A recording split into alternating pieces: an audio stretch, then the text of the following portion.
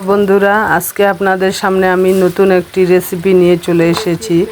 গরুর পায়া দিয়ে লেহেরি। প্রথমে গরুর পায়া ভালো করে ধুয়ে প্রেসার কুকারে ঢেলে তাতে গোটা গরম মশলা, বড় এলাচ, ছোটো এলাচ, লং, গোলমরিচ, লবণ, হলুদ গুঁড়ো, মরিচ গুঁড়ো, আদা বাটা, রসুন বাটা, জিরা বাটা ও তেল দিয়ে ভালো করে ম্যারিনেট করে প্রেসার কুকারে 20টি সিটি দিয়ে সিদ্ধ করে নিতে হবে। এবার কড়াইয়ে সয়াবিন তেল ঢেলে পেঁয়াজ কুচি ও রসুন বাটা, দালচিনি ও তেজপাতা ভেজে সিদ্ধ করা গরুর পায়া কষাতে হবে। কষা হয়ে গেলে ডিশে ঢেলে পরিবেশন